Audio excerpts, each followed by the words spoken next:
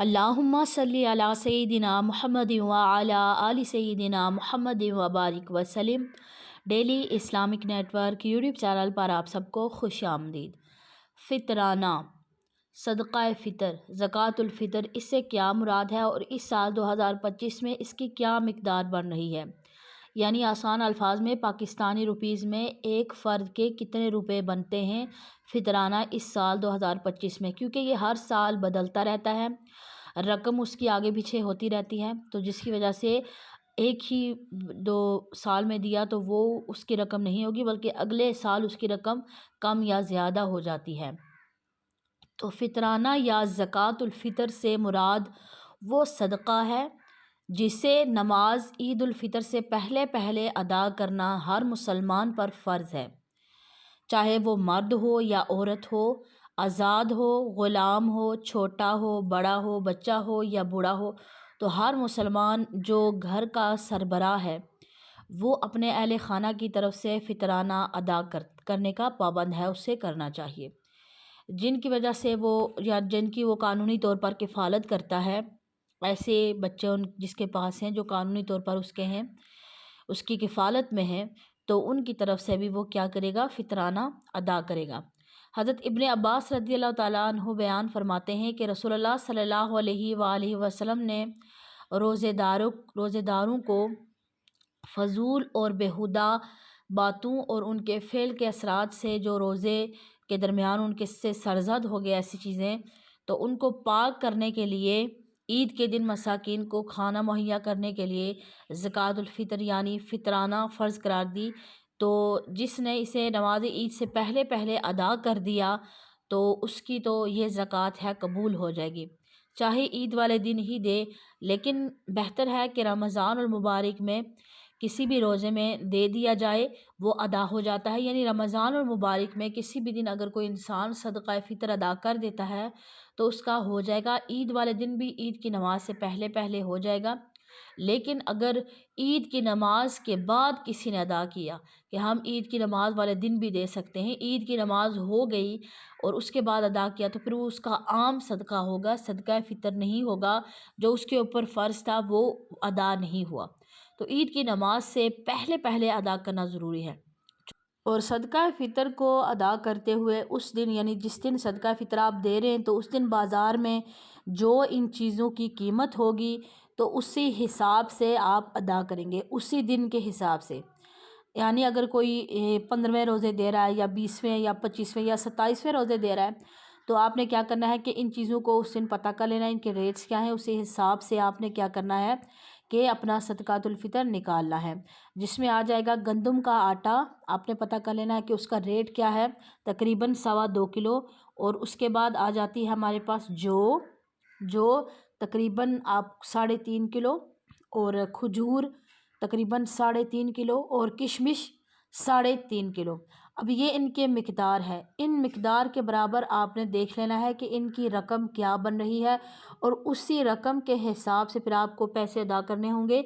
लेकिन जो पाकिस्तान में रकम है उसकी वो रकम मैं आपके साथ चार्ट शेयर कर दूंगी, क्योंकि मिक़दार में ये लोगों को मसला हो जाता है कि कितनी मिक़दार। लेकिन एहतियातन जो अहले सुन्नत वल जमात वालों ने शेयर किया हुआ अपना चार्ट कि इस साल कितना सदका फ़ितर होगा पर हेड, वो मैं आपके साथ शेयर कर दूंगी। तो ये जो है इंसान को रोज़े में अगर छोटी बहुत इंसान से गलतियां हों तो वो उनको दूर करने के काम आता है, और ये उन चीज़ों को ख़त्म करने वाला है। तो इंसान को ज़रूर इसका क्या करना चाहिए, सदका फ़ितर अदा करना चाहिए, और नमाज ईद से पहले पहले अदा करना चाहिए।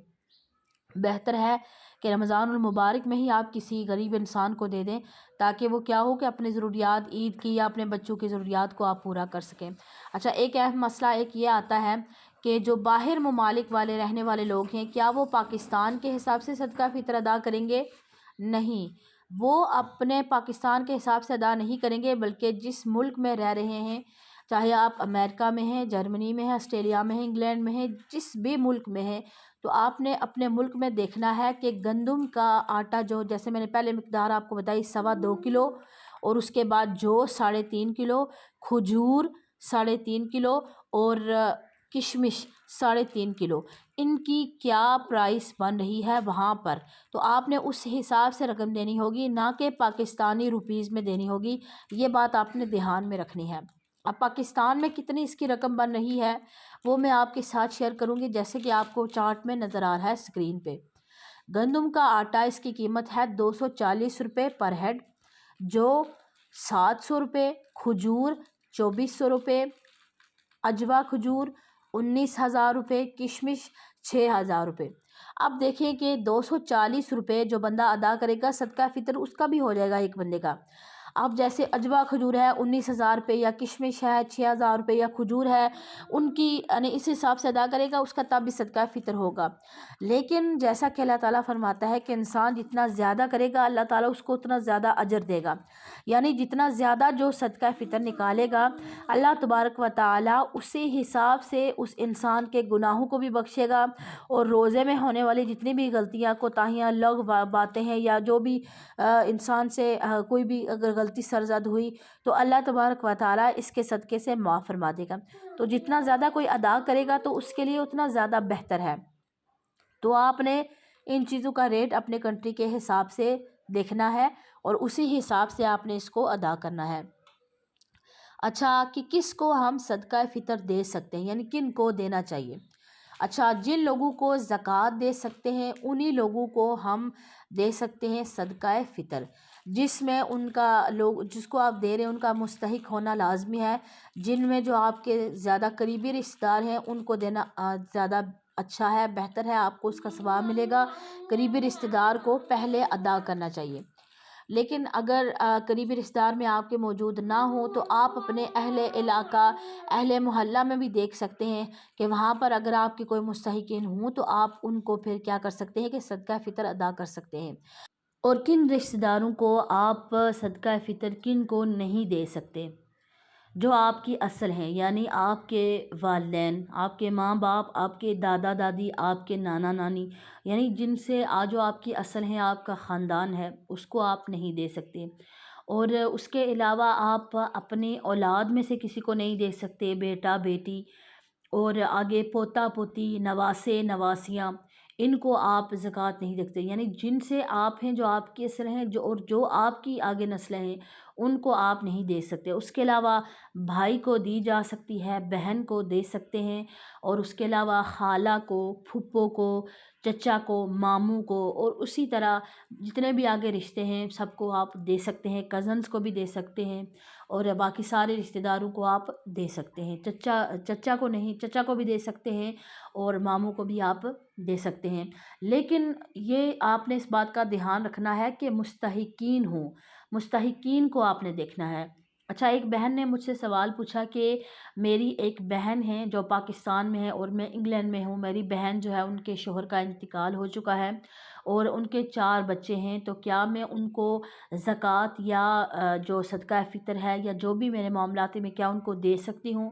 میں نے کہا اگر تو وہ واقعی میں مستحق ہیں تو پھر تو آپ ان کو دیں گی۔ تو انہوں نے کہا کہ نہیں، ان کا کاروبار اچھا چل رہا ہے، گھر بھی ان کا اپنا ہے، سارے معاملات یعنی انہیں سیٹ ہیں، ان کو اس چیز کی ضرورت نہیں ہے۔